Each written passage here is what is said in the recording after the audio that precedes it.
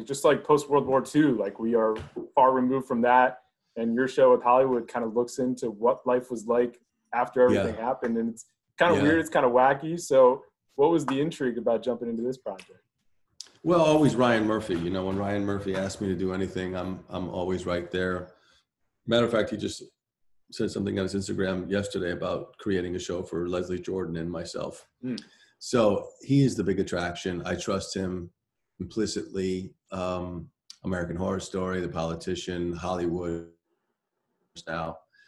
So I know that his content is going to be great, and Hollywood doesn't. I mean, it just doesn't fail to deliver. There's so much fun in this show. It's entertainment. It's what we need right now. You know, turn your brain off and just have a good time. You get to laugh, you get to cry, you get to see beautiful costumes and go back to an era that was glamorous. You know, in a world we live now where there's little glamour. You get to kind of see a world that is so far apart from where we are now. And I think that that's why people are responding to it. It's number 3 on Netflix right now in the United States. And I think that people need a little bit of that. You know, I think we need to escape, if you will. I think there's definitely an innocence when it comes to looking back, but what else pops out to you in terms of that time period versus where we're at right now? Well, yeah, again, for me, it's really the glamour, how everything was made too. You look at the cars from that time. I mean, art. These cars are art. You look at the cigarette case. You look at the lighter, the shoes, the clothes, the hats. Everything was just so well made, so cared for. Pride. There was a pride that existed in America at that time. You know, all our stuff was made here. We were making it ourselves. We cared about how that hat fit you, you know, how that belt fit you, that it was going to last, you know, something to hold on to. And I love that time in America. It's really quite special. They call it our greatest generation, right? That time. Yeah, everything was super intentional and thought through, and it certainly appears that way in the show. And you mentioned Ryan Murphy. I mean, that's your guy. When did you first realize like he had a different way of looking at things? Like he just had an ability to knock things out of the park. You know, I had watched Nip Tuck, so I knew then that this guy was special. And then I read the pilot for American Horror Story, and I was like, uh-oh, this show is going to be huge. And I had never felt that before, except for when I read the pilot for The Practice. I've only had that happen 3 times in all the scripts I've ever read, in terms of television. Movies, a couple times, but in television, it was The Practice, American Horror Story, and Hollywood. I knew that they would all be big shows. And in the movies, it was Steel Magnolias and In the Line of Fire, and Olympus Has Fallen. Those, you know, I knew that those were going to be blockbusters.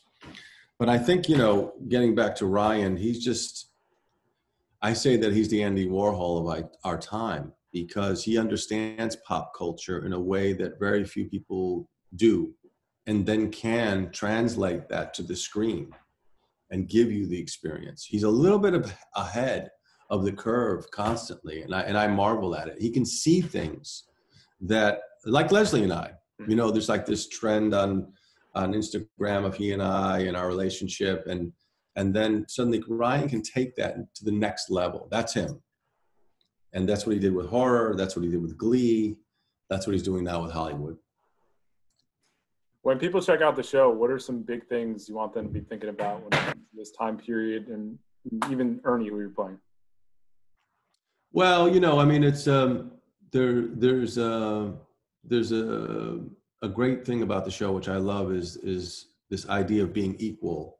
You know, the message is that we are all equal, and you know, we're not there yet by any means, but I think that if there is a message in the show, that there's a chance for us all to be equal, that women and gays and people of color and all of us can be the same.